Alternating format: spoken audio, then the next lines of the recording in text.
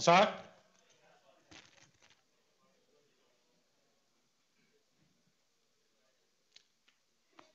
Bonsoir et bienvenue à Google Montréal. I'm going to talk in English since the presentation is going to be in English. How many of you is your first visit to the office? Excellent. So welcome. My name is Shibal Murad. I'm the R&D director in the office.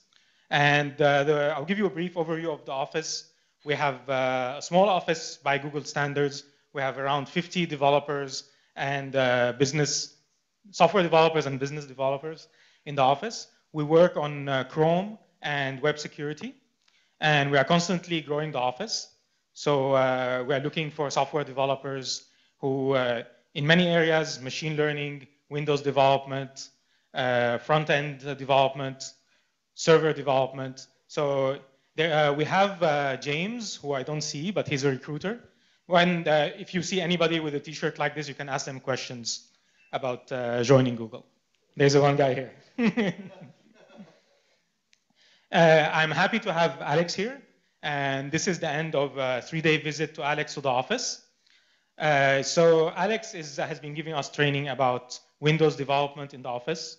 He has a long background in long expertise in Windows. He has written a book called Windows Internals, which is the Bible. And he's going to talk to us about ReactOS, which is an open source Windows platform. That's pretty amazing. Just to give you like an idea of how good Alex is, and I don't say this for everybody, but this is the case. So he has been training our software development team, and the team in Montreal is actually one of the Windows expertise teams at Google, and in Chrome in particular. And when they asked me would like to get Alex as a trainer, I said, well, come on, you guys must know everything. Why do you need Alex? So after the first day, I asked people how it was, and many people said, oh, I have a headache. So this guy is good. So I'll leave it to you, Alex. Thanks. See if this works. Hello. Okay, I'll stick with this. Take this off. All right. So thanks for coming. So a little bio by myself. Shibal said a lot, but I'm actually a local Montrealer. So I studied at Concordia, just a few blocks away from here. Ooh, Concordia? No. Yeah, that's what I thought. I started working on ReactOS in 2004. I was still in high school, I think, and basically discovered this project for these people who were trying to re-implement Windows NT. And I had a really big interest in operating systems, and I looked at Linux, which was open source, but had a very tough learning curve. It's hard to get into the Linux kernel, I think, when you're 17 or 18. Looked at Mac OS, which was open source, but you can't really submit your patches to Apple, and ReactOS, which is Windows, but not really Windows. So I thought, this is interesting. So I got involved with that and pretty much spent 5-6 years working on it while studying less and less and coding more and more on ReactOS. And then eventually left Montreal to go work at Apple. I've actually been an intern there for a few summers. Logically, right, you work on a Windows clone and then you go work at Apple. Apparently Microsoft didn't think I was good enough. So I worked at Apple on the iOS kernel and on the iOS platform, and then went off to a startup in the Bay Area. Ironically, while working at Apple, I was approached by people from Microsoft to write a book on Windows, which is called Windows Internals. So I was working at Apple writing a book on Windows, and then Microsoft asked me to do training and go to their campus and teach their Windows developers how Windows works, while spending my nights reverse engineering how it works to undermine their operating system to make a free open source version of it while working at Apple. So I got really confused, and I kind of left ReactOS for a few years, and only recently came back to it and realized, okay, now I know where things are. I'm no longer at Apple. I'm doing less training at Microsoft because Google pays better, and I can do other things. So what is ReactOS? ReactOS is an open source reimplementation of Windows, and not Windows 95, but Windows NT, which is how we call the family of Windows operating systems with NT4, Windows 2000, XP, Vista, 7, 8, 8.1. So not of the DOS style Windowses. ReactOS tries to re-implement Windows NT 5.2, which is Server 2003, or XP 64-bit, but not 32-bit. And I'll explain why that's an actually important difference. The kernel is 100% written from scratch. So it's not based on Unix. It's not taking Windows applications and emulating them. It's actually running a Windows kernel that we wrote and running Windows DLLs and Windows applications. So it has the Windows bootloader, the Windows kernel, the Windows DLLs, the Windows drivers, or re-implementation of those things. And the hope is you can take any Windows binary or take any Windows hardware that you have and just run it in ReactOS without having to have a Windows license, and with being able to see what is the OS doing, learning, not having a binary file, but actually having C code that you can look at, how does Windows create files? Well, I can go look at ReactOS and see how that works. So everything from the boot sector down to the data files that contain language strings are all trying to re-implement this Windows behavior. Now, a lot of people would ask, why are you wasting your time re-implementing Windows? Don't you have a life? And yeah, probably not. But for myself and for many other developers, especially when you're just young and starting out, it was a really good way to get exposure to Windows. Windows development is something that you don't normally learn in school. Windows kernel development is definitely something you never learn in school. So the chance to actually play around with this little sandbox, try to implement a Windows API, try to see what happens when I try to schedule threads this way, and being able to boot into something that looks like Windows and works like Windows, that I don't need to learn how Linux works, I don't need to have a Mac, I can just take ReactOS, boot it, and kind of see what happens when I change an API around, or when I do something different. Or let me try actually implementing some functionality. Maybe I wrote a Visual Basic app when I was young, it's not working in ReactOS, let me try to make it work. So it's a learning platform, I think, for a lot of people to give them a chance to work in a Windows environment, whether they want to do kernel mode stuff, whether they want to do user mode, whether they want to do a simple paint application, because ReactOS is not just the kernel, it's everything that Windows has, ReactOS also has to have. There's also other reasons why some people work on ReactOS. One of them is they're actually hoping to really get rid of Microsoft and make sure that everyone in the world will be using ReactOS. I don't think that's ever going to happen, but some people can dream. And there are actually legitimate cases where, for example, we've heard about companies where they sell movie ticket systems. You go to a movie theater at the Paramount, you're trying to buy a ticket, and all they have is a little app that lets you buy a ticket. But they're running Windows because someone wrote it in Visual Basic or Java or whatever, and they're paying Microsoft millions of dollars for thousands of ticket machines around the country to run one app that prints a ticket. Now, a lot of smarter companies would probably have a web app and run Linux on it, but some companies just can't move away from Windows. So hopefully, if they run ReactOS, it installs the same, it looks the same, and it runs the same app, they can save that money. Now, that wasn't my motivation, but it's something that you can do. I know another use of ReactOS is companies that are building Windows products, and their products are hitting bugs in Windows, or they're not working like they expect to. The Chrome developers are trying to get Windows to do something, and Windows doesn't do it right. Well, with Windows, all you have to stare at is a big binary file, and you have to reverse engineer it to find out why is Windows failing.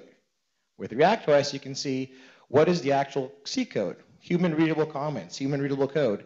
They're going to tell you, here's what Windows normally tries to do. So it can be a great helper to people that are actually developing for Windows. And another use, which I've seen, is let's say you're building a Windows driver, and you have all these Windows functions that you're calling. Windows has a lot of nice libraries for compression, for building a binary tree, for scanning through a string and converting it. If you take your driver and you put it on Linux, you don't have the same functions. You may have alternates, and other times you have to re-implement them. But you can actually take part of ReactOS, link it as a static library, add that to your Linux driver, and now you have the same functions when you're running on Linux as well. So it can help with cross-compatibility as well. So why NT 5.2? Why Server 2003? So you can keep in mind this decision was made in 2006. So XP was out at the time, and XP was a really popular OS. It took the really good design that NT and Windows 2000 had that was really solid and scalable, and took the Windows 98, 95 kind of friendliness that users liked. So it kind of had the best of both worlds. You had the good design that wasn't based on DOS, and you had DirectX, you had hardware acceleration, you had games, and XP is still so popular that people still use XP today. It's been a 12-year-old OS, and it's still one of the most commonly used operating systems. But XP wasn't perfect. And so before Vista came out, Microsoft worked on an update of XP for server systems that they called Server 2003. And this is an actually fairly different kernel, fairly different semantics. They improved it a lot, but they only ever released it for servers. Now, the 64-bit version of XP, which came out a few years after XP, had this too, but no one really ran XP on 64-bit. So very few people actually know about Server 2003, that it was this really good OS that was XP, even better, before Vista, because then people remember Vista, and well, we all know what happened there. Windows 7 cleaned up a lot of that, and today if I would start ReactOS, I would probably aim for Windows 7, but this decision was done in 2006, and we picked Server 2003. Mind you, there are very little applications today that won't run on XP. Pretty much everything runs on XP. Even more stuff runs on 2003. Very few apps require Vista or later. So it's not really hurting us that we're targeting this fairly old and legacy operating system. Surprisingly enough, ReactOS is actually an almost 20-year-old operating system. These guys got around in 1996 and decided to start FreeWin95, a free version of Windows 95. After a year, they gave up, and they started ReactOS, which is a free version of NT4. And then they had 2 developers that wrote about 100 lines of code every week, and Microsoft was releasing new versions of Windows faster they could keep up, and then they could keep up. There was only 2 of them, and so nothing really happened. 2004 is when ReactOS first had a GUI, and that's when I discovered it. That's when I saw on a /dot, hey, here's a Windows clone, and there's actually a GUI. There's something behind it. Before that, it was just kind of text.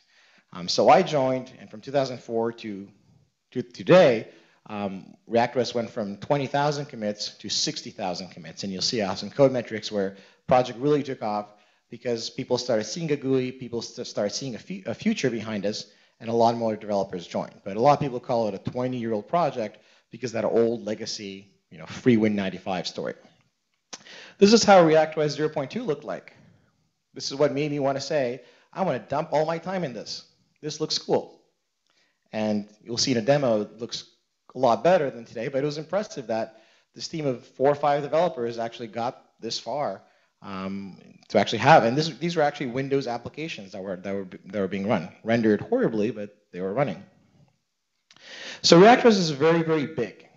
It's 6.25 million lines of code today, and 60,000 SVN revisions.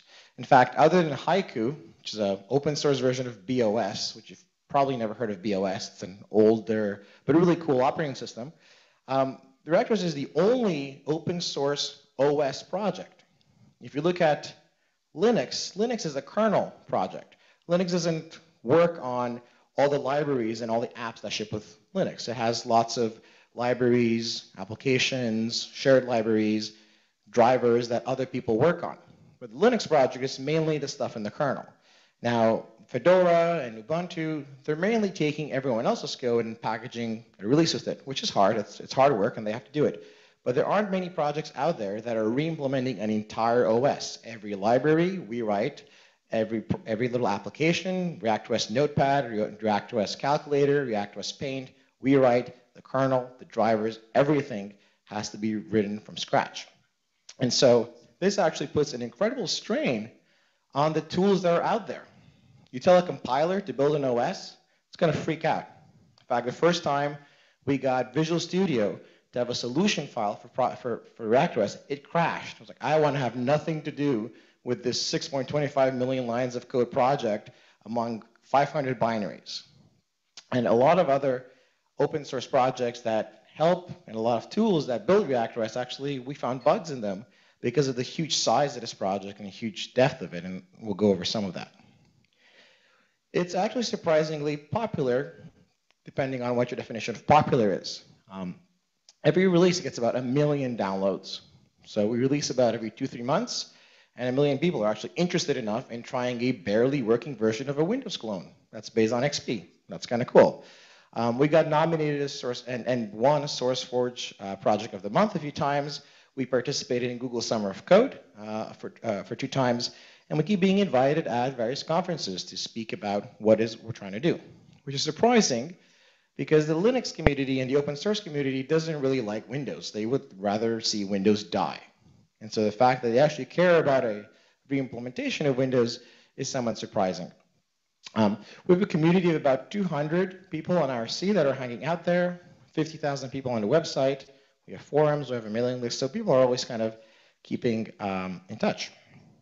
In fact, there's actually a school out there that studies OS design based on a book some Chinese guy wrote called Windows Kernel Analysis with using ReactOS, and it's 2,000 pages of ReactOS source code and explaining this is how an operating system works.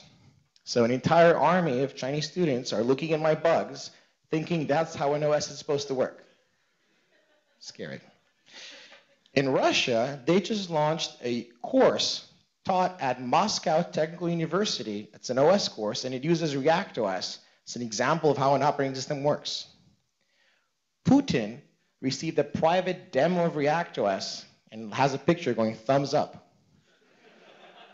It's really freaky. We actually have, the reason we have stuff in Russia and China and all over the place is we actually have developers all over the globe. We have about 30 developers that contribute some from time to time. We have about 150 developers that have developed some code at some point. It's also funny to see people leave for 4 or 5 years, they come back, they leave.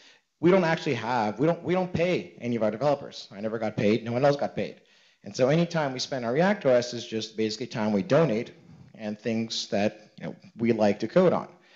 We've got people in high school, we've got people that are 60, they're senior managers in a company, and from time to time they want to write some Windows code for ReactOS. So there isn't a lot of, there isn't like a seniority level, there isn't a lot of big coordination, it's a lot of ad hoc.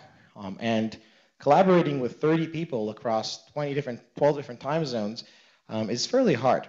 In fact, we actually have on the ReactOS page, that, by the way, is what happens on reactos.org when you put in the wrong URL. It gives you a fake blue screen of death. But we have a people page. And if I click on developer, we have developers in Europe, Asia, and all over the US and Canada. If I add language maintainers and moderators, start having some people in India, and if I add newsletters, authors, and translators, it's going to open up even more people. And if I add users, it's pretty impressive. We pretty much have users all over the world except Antarctica. So no one's paid, and it's really interesting to see basically random people on the internet working together trying to work on this. We do have a monthly status meeting, and that's kind of where we try to set a direction, set a tone, but people really come to ReactOS, and I feel like re-implementing an open source version of Paint. Go ahead, and it'll be ReactOS's Paint, as long as it looks and behaves exactly like Windows's Paints. So, you're re-implementing all of Windows from scratch, behind Microsoft's back. What could go wrong? I am not a lawyer. I know that reverse engineering is supposed to be legal in some countries and is not illegal in many countries. Now, not illegal doesn't mean legal, it just means not illegal, as long as you're not breaking any DRM or cracking. But there are patents, right? Companies can patent algorithms, they can patent the way a function works, and if you're re-implementing it, even if you're doing it from scratch, even if you're doing it with your eyes closed, if it does the same thing that other algorithm does, you can get sued. Now, some countries don't have software patents, and who knows what Microsoft patented. In fact, I don't want to know. Patent law says if you don't know, you're going to pay less. If you know you're violating something, that's worse than if you don't know. So I don't know about any patents. So if you ever want a license, make money off, start a startup on ReactOS, go see a lawyer. I'm doing this for fun. So ReactOS is basically a huge project, and it needs a lot of infrastructure. We actually have 4 servers in Sweden that some university student donated to us on his campus, 2 in Germany, 1 in Poland. So all our services run on that. We run Atlassian tools. So if you've ever worked with Jira, Crucible, Fisheye, that's what powers our development. We use BuildBot for building, and I'll show you what that does. CVP check. We use Doxygen for documentation. And we have a whole suite of regression testing tools that are custom made to build every version of ReactOS, run tests, and it's quite interesting on how you test a whole operating system if you've ever done testing. And we use Subversion, and we also have a Git mirror and a code.google.com mirror. Online, we use Drupal, iServe, MediaWiki, Nginx, PHPBB, so we have a whole team that knows nothing about OS development, but their job is to keep the website alive, the forums, maintain the servers. So like I'll say at the end, whether you're a PHP developer or a Linux kernel developer, there's probably something for you to do. So just maintaining all these servers and all the website code and all the databases requires a whole team. So I want to show you some of the really cool services we have that are actually making the life of developers and users easy. So other than the people map,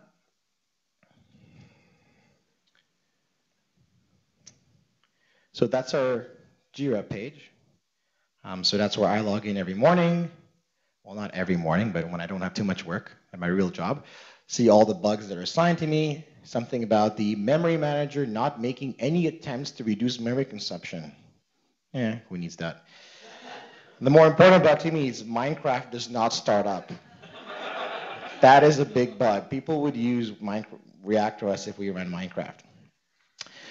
So Jira is an open source, well, not open source, but they're a little startup that does these it's basically a replacement for Bugzilla. Let's see, I'm trying to find. So every build goes on isos.reactos.org. So we have a server here that has every single build since 2007 or 2006, which is great for regression testing, because someone can pick up a build from 2007, send us a bug report that said, this used to work in 2007. It doesn't. Fix it. And someone has to find out in the last 6 years which build broke that person's app. It's not a lot of fun. That's our forum. Actually, let me just put the website directly. It'll be easier. Oh, there we go. Testman. So every time there is a build, a bunch of servers build it, open up a virtual machine, and test it. And in fact, we build it with Visual Studio, and we build it with GCC. That's something we're going to talk about. And then we test it in a virtual machine, we test it on a real machine, and we test it on a different virtual machine that's made by another vendor. Because it turns out when you make an operating system, just like when you make a web page, different browsers render it in different ways. Well, different virtual machines run code in a slightly different way. Different compilers will actually build code in a different way, and sometimes you can have bugs due to the compiler. And so these are the last few revisions that got built, and then they're all tested with an extensive suite of testing tools that I'll mention. That I can pick 2 of these versions, compare the results, and it's going to show me all the tests we ran, and I'll talk about a test a little bit after. My machine is lagging. Let's make it a new window then. And there I can see how long it took to boot, how many context switches, how many interrupts, and what the test results are. Obviously, red is bad, green is good, and I can look at what actually changed between those 2 builds. And between these 2 builds, Quartz filter mapper now runs 2 less tests. So for whatever reason, it's running less tests than before. That's not usually a good sign. That means the test crashed. And this other thing which crashed and wasn't even able to test is now running 240 tests. So that's good. The other one is not so good. And so hopefully some developers looking at what did they change in his build to make that thing better, but the other thing not as good. So this is how we keep track of, are we making the project better, or are we just making things worse and worse and worse and worse? We also have a get build system. Get build. Oops. Thank you, Google. Where you can just put any revision you want and get a pre-made boot CD and install CD so you can actually try it out. So you don't have to check out the code, you don't have to be a developer, you don't have to compile it by hand. Any build you want, you can run it. And so for people who are doing testing for us, that's great, because if they find a regression, we tell them to test for a revision in the middle, and they can just get the new build, try it out, boot it, as we'll see how to try it out, and fix it. So we have a whole bunch of services that people created on the website that have nothing to do with Windows or with kernel writing, but with really making our job easier. I'll also show you BuildBot. So if I go to build.reactos.org, whoops, build. That's our waterfall display, and I'll be able to see all our servers, what version they're currently building, if it managed to build it or not, any warnings that came through from that build, and then I'll be able to see them testing it and what the results of the test were. So if something did fail during a test, I can see the whole log of everything that happened. And this is good to catch developers that are checking in broken code that doesn't even build, or developers that are adding regressions. So up until 2011, React was built with GCC and MinGW. GCC is the open source GNU compiler, and MinGW is the cross-compiling kind of patch and tool set around GCC that lets you build Windows applications with GCC. Now, in terms of actually constructing a build system, instead of using make, we decided to make our own build system called RBuild. Turns out a team of OS developers does not make a good build system. So around 2011, we scrapped RBuild and switched to CMake. And CMake is freaking awesome, because CMake not only allowed us to build with GCC, but it also allowed us to build with Visual Studio. And we first had Visual Studio builds and Clang builds, which is kind of Apple's compiler these days. And Visual Studio has a static code analyzer, and Clang has an analyzer too. So we basically get more code coverage, see what bugs we have, and the more compilers you build your code with, the more you're going to find errors. That's the truth. And we use a project called Ninja, which is even more freaking awesome, which basically makes our CMake build 10 times faster. Ninja is really, really cool. So once we had Visual Studio, the really nice thing we had was we now had PDBs, which are Microsoft symbol files that let you debug stuff that you're building with Microsoft tools. When you're building with GCC, you have the open source tools, but they're not really meant for debugging on Windows, especially not an operating system. And so we had our own custom debugger, we had GDB support, but it didn't really work that well. With Visual Studio builds, we could actually use WinBag, which is the Windows debugger. And you can actually use WinDBG to attach to a ReactOS instance that's running a virtual machine, just like you would attach to a Windows operating system. And you can use the same WinBag extensions that Microsoft wrote to analyze hangs, deadlocks, and issues happening on a ReactOS machine, just like you would on a Windows machine. In fact, when a ReactOS machine crashes now, and you connect it with the WinBag, WinBag will analyze the crash dump and ask you if you want to send it to Microsoft, so they can analyze it. And we always click yes. And I have friends who've actually told me they get these dumps, which look like Windows. They start looking at them, and at some point they go, what the? So we like wasting your time. So the way we test ReactOS is two ways. First of all, developer-centric testing. So we write unit tests, functional tests, and we have a whole testing suite that I'm going to talk about. The other kind of testing is we have all these users that are trying it out, running their favorite app, trying their favorite thing, and finding it. Oh, I'm back. Ooh. Try to run Windows, try to run Mac, try to run Linux. There aren't a lot of operating systems out there. And so if Windows, Mac, and Linux are all accessing hardware in a certain way, a virtual machine developer might think that that is the way that they're supposed to return the output. And if ReactOS does something differently, which is how the Intel CPU is supposed to do it, but a virtual machine ended up depending on how Windows expects it to do it, we might actually find bugs in virtual machines. So we found some of those in QEMU, which is an open source virtual machine project, and we actually have a developer that left ReactOS to work on QEMU, and we found bugs in VirtualBox as well, which is a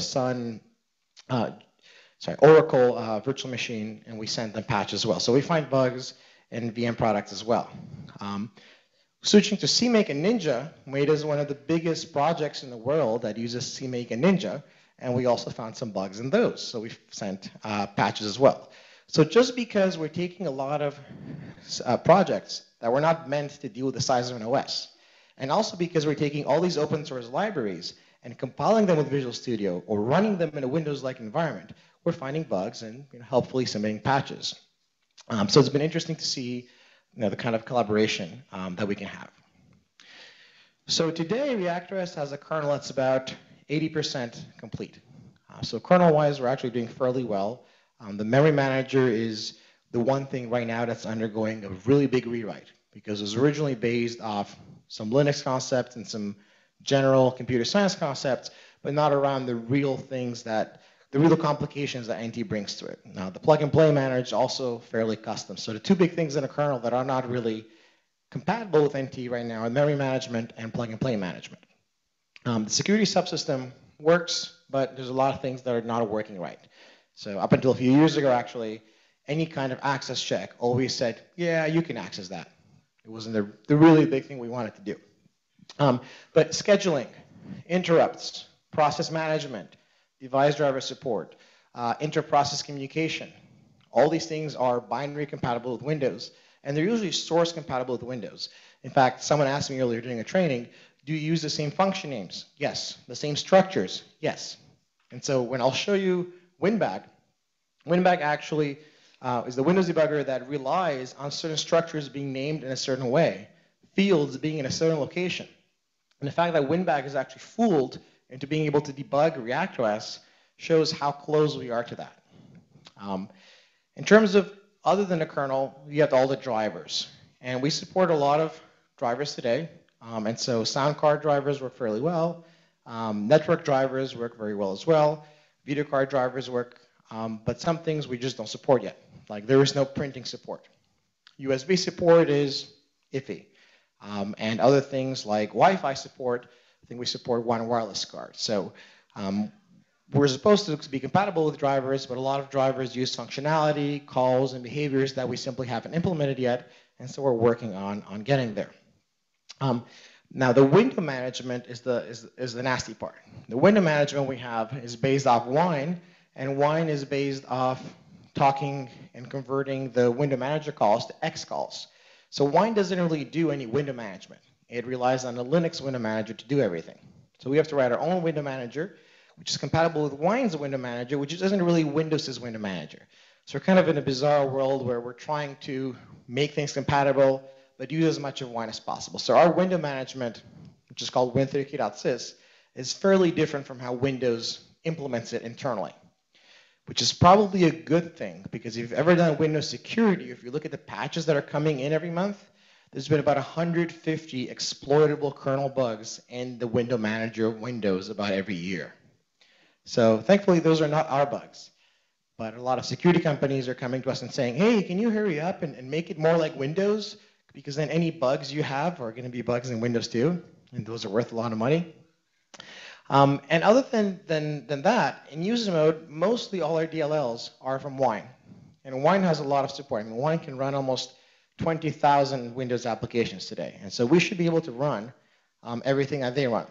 And if we're not able to do that, that's because we have some bugs, or because the Wine DLLs are expecting to be running on a Linux kernel. And so because Wine runs on top of Linux, sometimes the way they do things, sometimes the way they expect things, is related to how Windows does it. Is related to how Linux does it and not how Windows does it. So whenever that happens, we actually have to fork their code and add differences to make it work on Windows. Just recently, about 2 weeks ago, we were actually able to get the Windows Session Manager, smss.exe, the Windows Subsystem, csrss.exe, the Windows Subsystem Server, csrsrv.exe, ntdll.dll, and kernel32.dll, which are some of the most core Windows binaries out there, copy them on top of a ReactOS installation, reboot, cross our fingers, nothing broke. It still booted, the app still worked, and so we got to a level, and we were really shocked. Like, we took Microsoft's own DLLs, put them on ReactOS, and they didn't freak out. And so we got to thinking, we have all these tests that check kernel32 APIs. And right now we have about 40 failures. If we take the Windows kernel 32 and we have 30 failures, that means that 10 of those failures are probably actually bugs in kernel 32, but the other 30 failures, they're happening even when running Microsoft's kernel 32. So now we take a test and we run it on Windows and we get 0 failures, which means those 30 failures are not actually caused by bugs in kernel 32, but by something that kernel 32 might be calling. And so we're like, well, this is the greatest way to find where our bugs are. Start taking Windows binaries, drop them in, and see what happens with the regression tests. See, are we doing better or worse? We'll probably be doing better.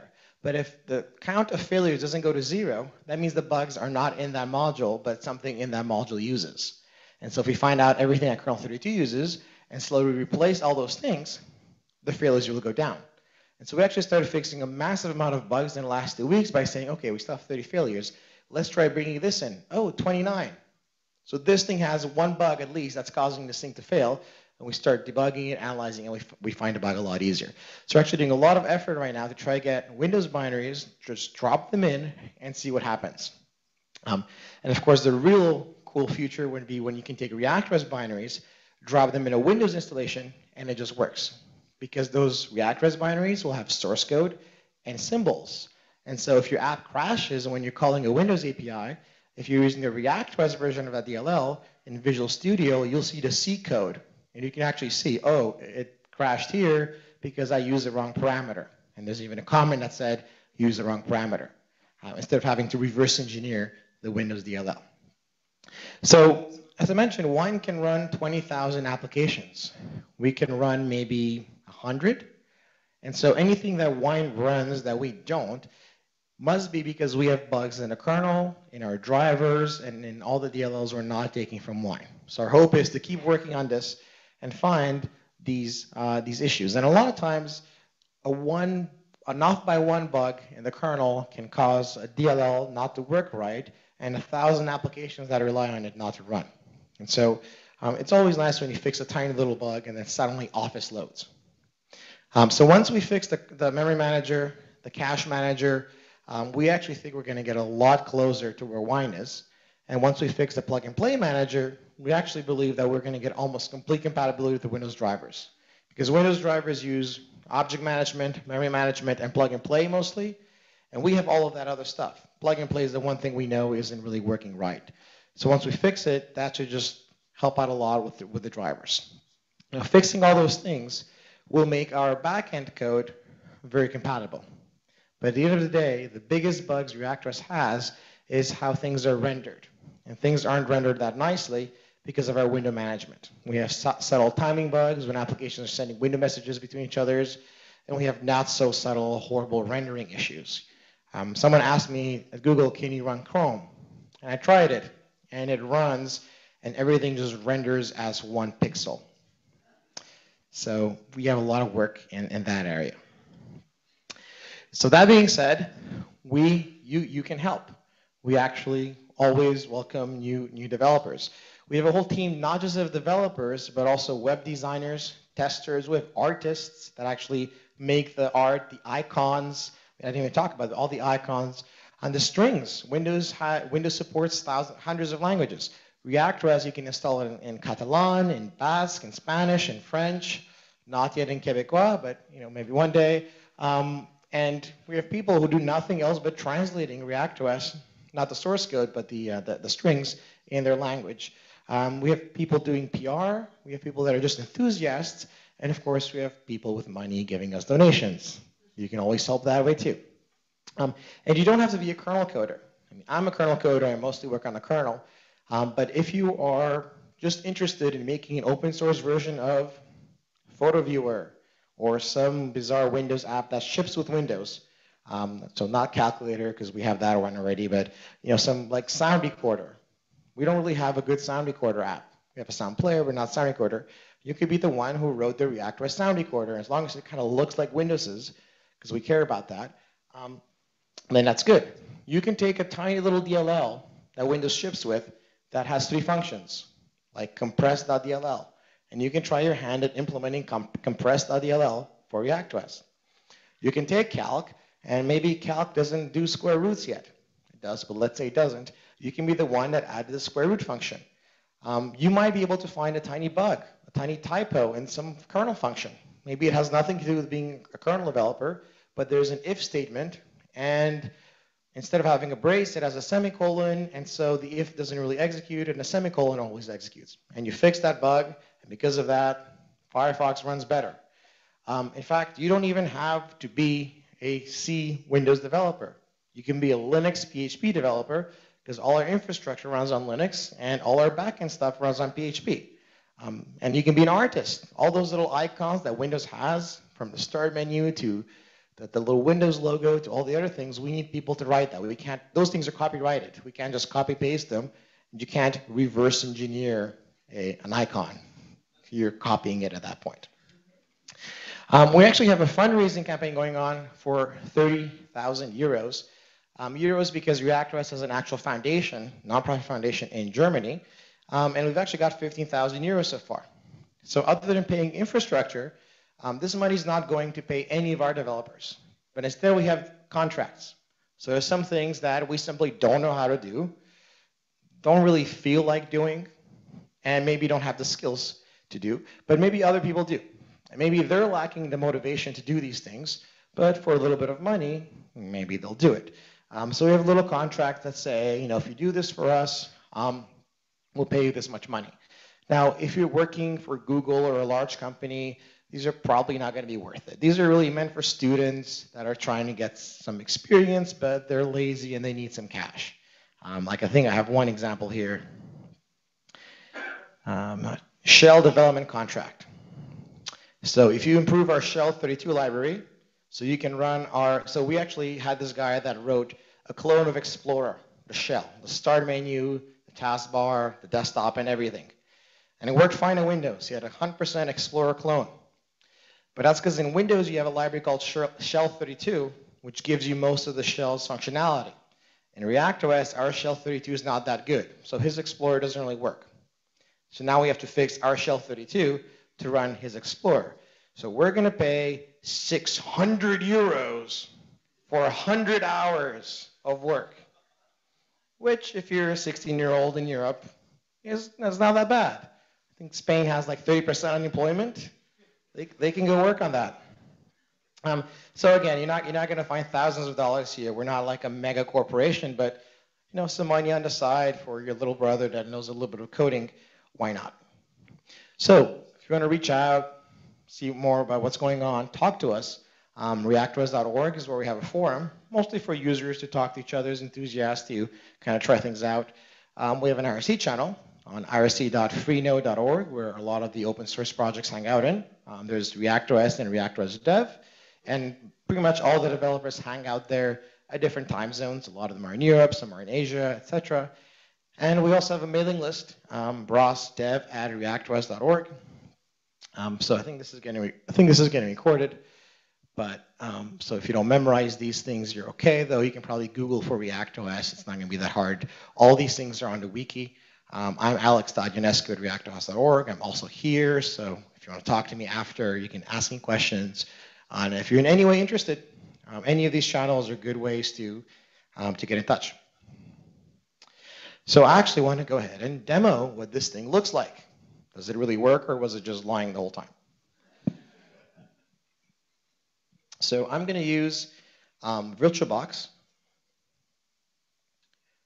which is an open, well, it's not really, half of it is open source, but it's basically a VM that lets us run ReactOS. So I'll just run it, a pre-installed version, and then I'm actually going to go through and just show you how the install looks like.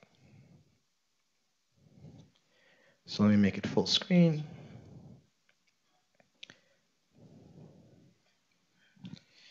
So this is the boot resolution's kind of weird. Boot manager. So if you've ever used the old NT loader, that's what you get in XP if you press F8 at boot up time. So I'm going to tell it to boot ReactOS. And I need to fix it. I won't make it full screen because otherwise you won't see the whole thing. Let's see. Oops. All right, let's try that again. So let's just do another reboot just so you can see how fast it boots because it's really impressive. All right. So this is because I've got my boot CD. I don't want to boot from the CD. And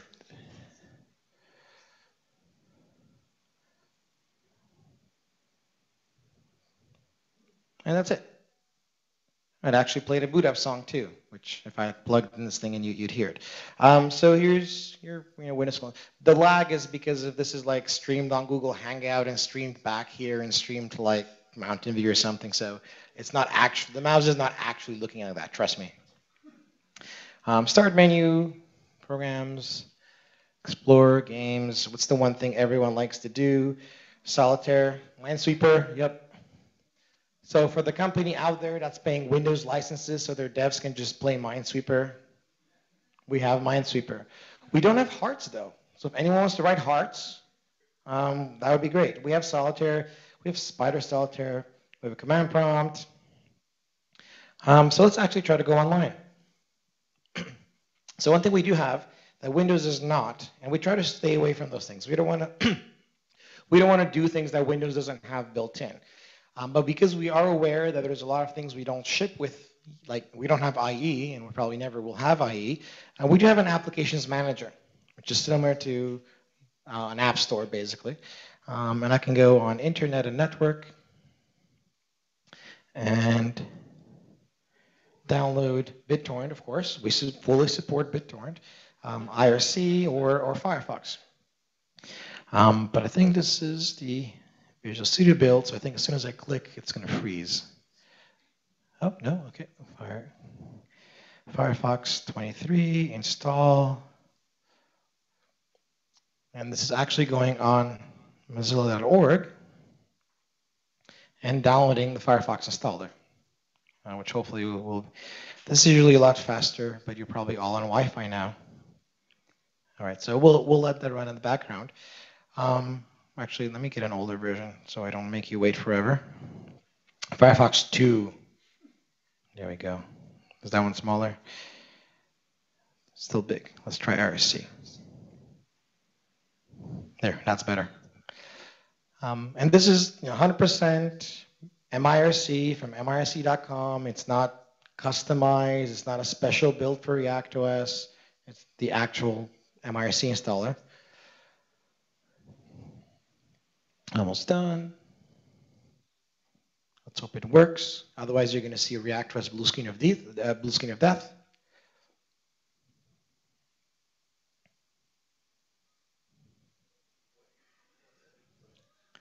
It works just like a Windows progress bar. And let's see if we have the setup. Yep. There it is. Next. I agree. Sure. Next. Next. And super fast. And let's launch it. Looks good. And I could go and connect to an IRC server now. So this is a bona fide Windows app running on ReactOS, and this is actually an app that works fairly well. I mean, I can't actually see that I don't see any visible rendering issues or anything like that. So that's when things go really well. When things don't go well, then you just get a blue screen of death, or things get rendered all over the place, or things just look really, really, really bad. Sound works as well, so we have like, let's see, so accessories, nope. Multimedia player, and I can go play the logon WAV file. Where's some? There we go.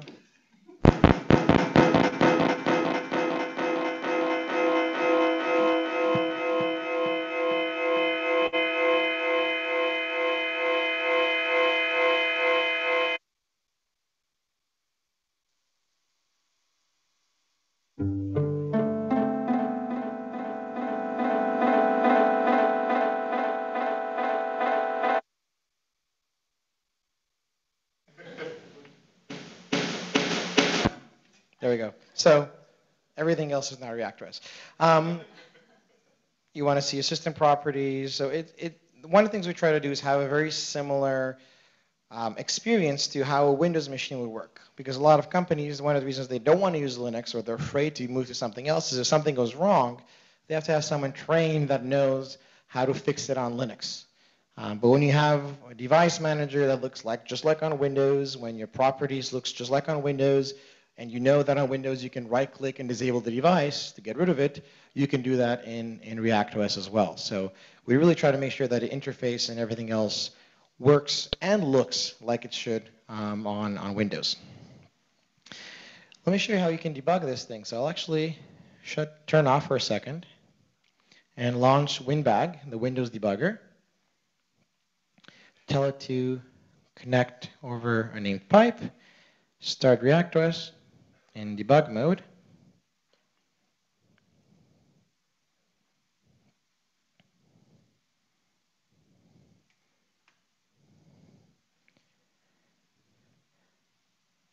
And I'm going to scroll up because this is quite funny. This is WinBag thinking that it just connected to Windows Server 2003 and that it can't find the symbol files on the Microsoft server. So this is just basically debug output from ReactOS, and I'm going to give it the right symbol path to where I've actually got the symbols built.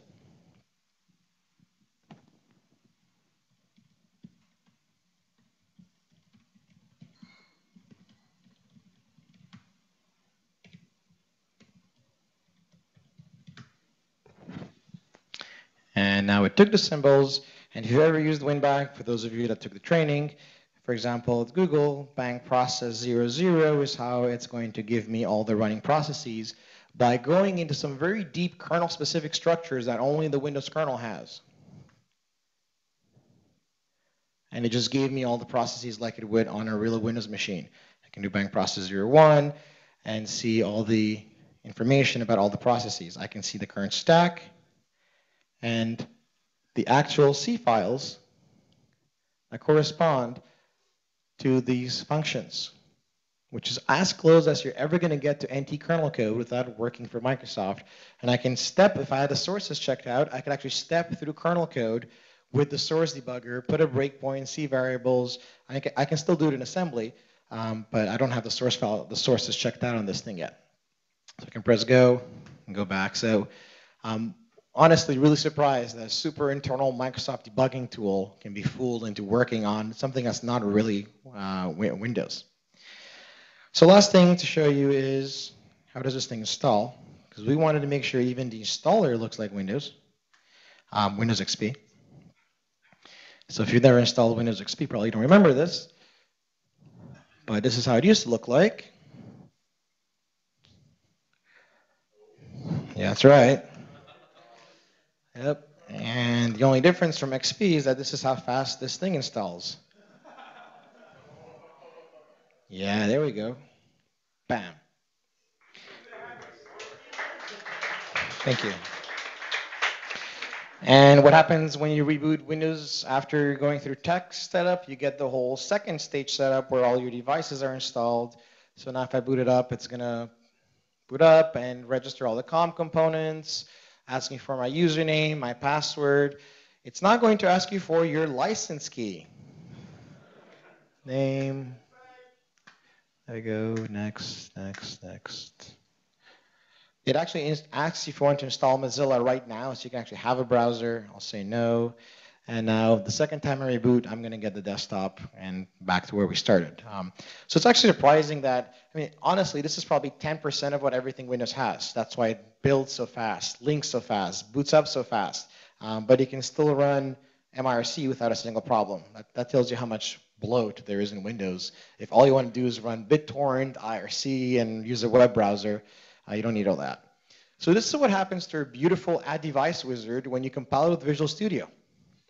With GCC, it looks perfect. Like you'd have actual text here.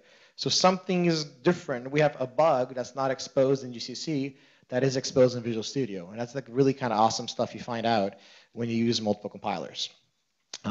So I could demo this all day, but you probably have better things to do. So I'll open it up to questions. And I can pass this around, I guess, or you can yell really, really loudly, or you'll pass it on. There we go. All right, questions? Hi there. When you actually started your presentation, you actually stated there was a lot of legacy code in Windows. And I guess the best example I can think of right now is ReactOS is being throttled around and being like, it's deprecated to Windows Vista, but it's still there in Windows 8.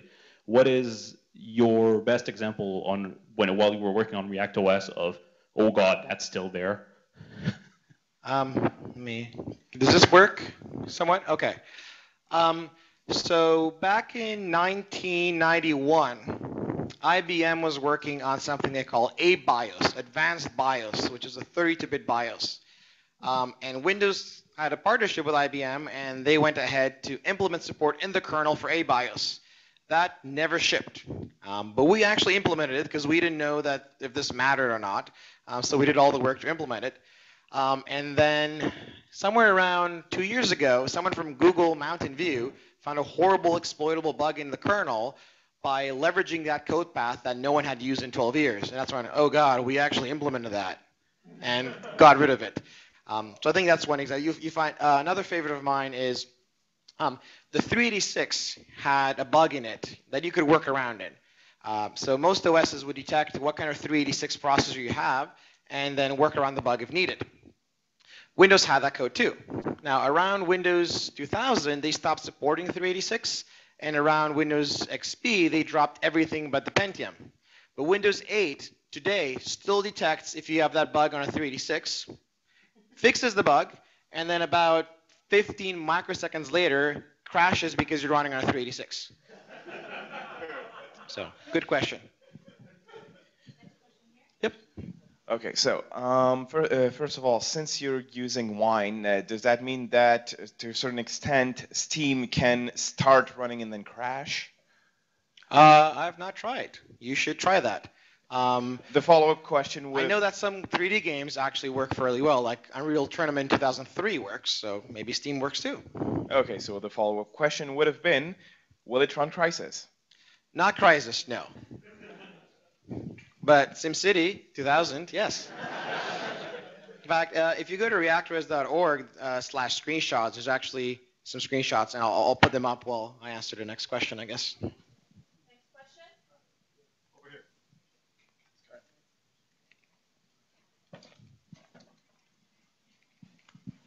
Thank you. Any other product that work on ReactOS, like Photoshop? Photoshop, that's a good question. I know that GIMP works. Okay. I'm pretty sure older versions of Photoshop work. I mean, so actually, one thing we have on one of our websites is the app database. So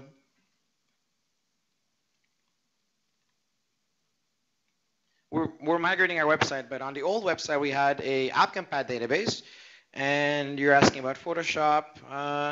Any other product is gonna be fine. Yeah, I mean, there's a lot of projects I can think about that work. And any plan for running ReactOS on quantum computers? When you buy me a quantum computer to try on, I will let you know. Well, I actually build a mini quantum computer at home, and I run Gecko Firefox browser. That's only Gecko, and nothing else on the quantum computer. So you should download a source code and try to build it. And we actually have an ARM port, for example, that some people are trying to get working on Raspberry Pi. So try it out. Any other questions in the back? So you talked about how you have a lot of like different ways of testing things which you normally probably couldn't do in a regular OS. Things like dropping in a DLL from Windows. Do you automate any of that, or is that all like using something like Delta debugging or something, or do you is it all manual? Specifically everything is automated normally, except the dropping the DLL. So the dropping the DLL is something we literally just discovered 2 weeks ago that wow, this works. So we're doing it manually, but we're actually in the process of setting up a build server that will that basically has alongside of it all the Windows DLLs, and we can tell it through someone's building a web interface. So we can say, I want this DLL, and then it'll install ReactOS, copy the DLL, and then run the test. So we're working on automating it because we think it's a really, really great thing. Something I didn't show in the demo, by the way, is we actually support XP themes. So if you take your luna.ms styles or any custom XP theme, you can theme ReactOS. The same DLL, the theming DLL actually works. Yeah, I have a question. How long does it take for someone to get himself or herself used to all the standards and the parameters, the structure of the OS that you have there? Because I assume there are some documentations that people can use.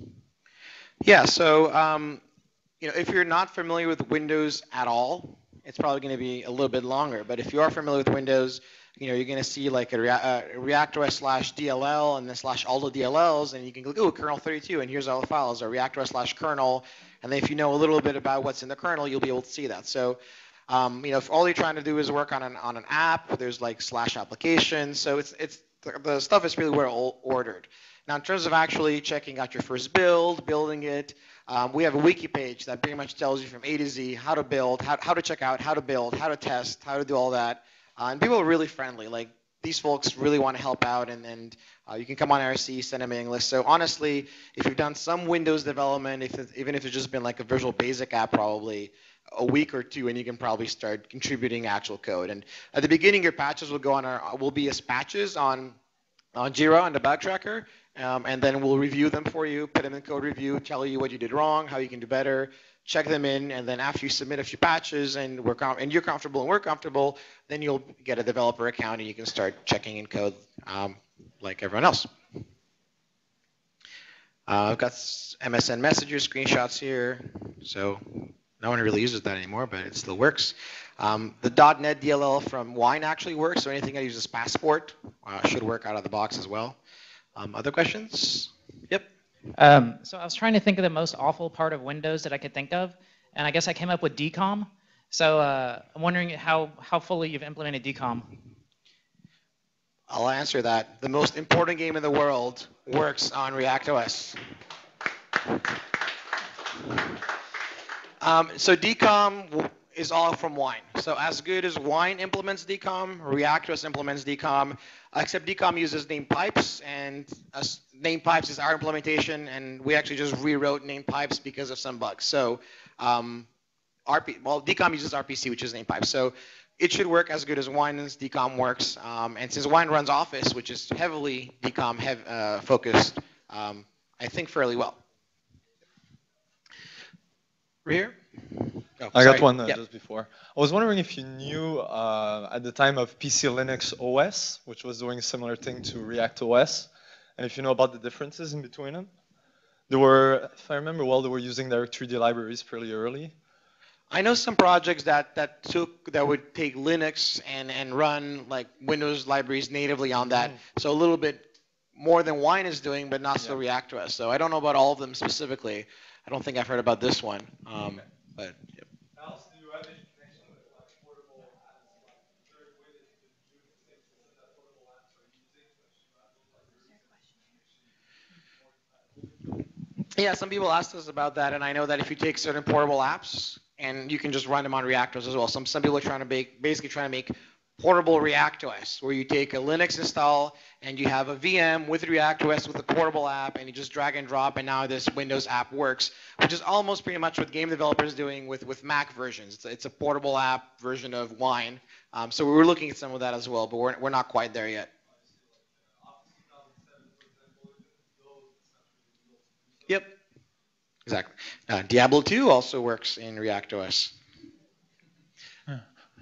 Yep. Hello, my name is Olaf. I'm wondering if it's self-hosting. So do you run Visual You Studio? cannot run Visual Studio in ReactOS yet. Probably when we do that, we'll be done, because that thing's probably one of the most massive, complex pieces of Windows code ever. But GCC does run, so you can actually build, you can run CMake and Ninja and GCC, and you can build ReactOS in ReactOS. If the memory manager works out and if the file manager is happy. So if you have a really good disk and you give it a lot of RAM, it should work out. It's not something I'd recommend yet, but it works.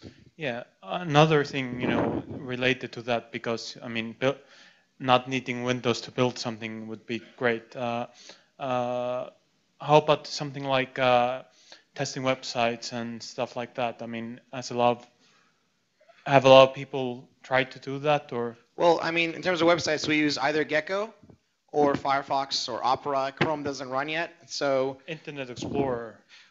yeah, Internet Explorer is so deeply tied to Windows that it'll never work on ReactOS probably, and we don't want to reimplement. We don't want to reimplement a browser when there's already really good browsers out there. So what we actually have is we have Gecko that we load in an IE compatible frame. So the IE COM object, we render that through Gecko, which is what IE does. But in terms of website testing, I'm not sure it's going to help much because you're going to see the same stuff Opera sees on any other OS, plus all the rendering bugs ReactOS has. So unless you really want to fix your website to render correctly on ReactOS, thank you, probably not worth it. Okay, we'll take 2 questions. What kind of language used to automate out test cases? Most of ReactOS is written in C. I actually had a little chart here to show you. So this is like our line of code progression. So most of it is C. Sorry, that's not code metrics.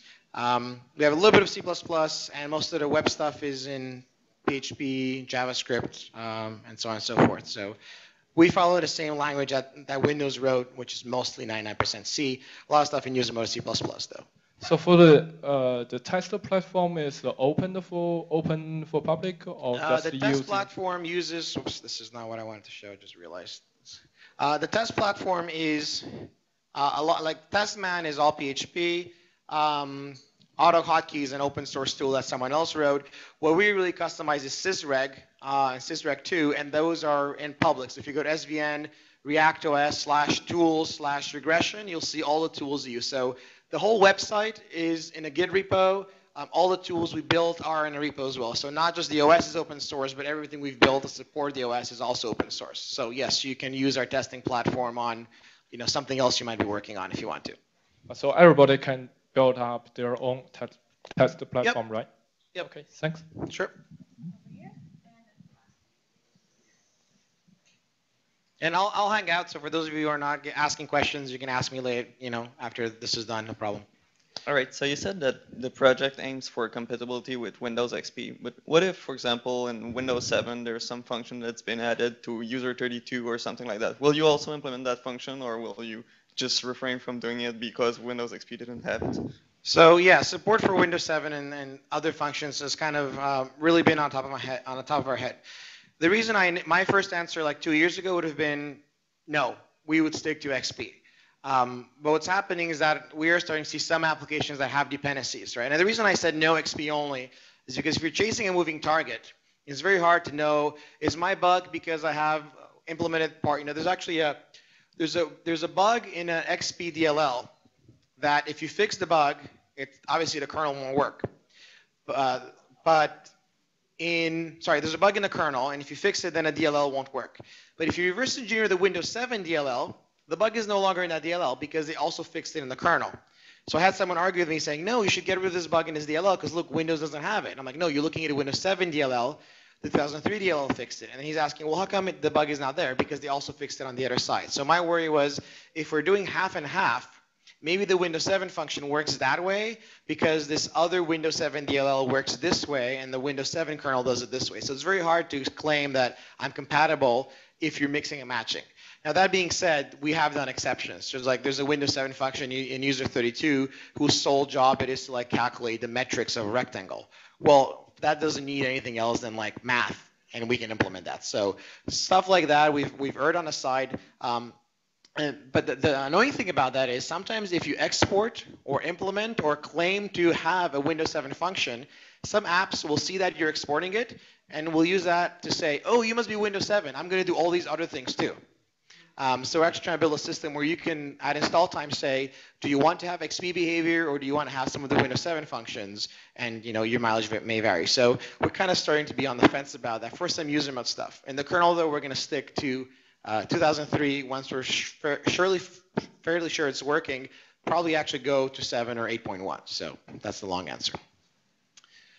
So thanks a lot. We also have a coverity scan. Thank you.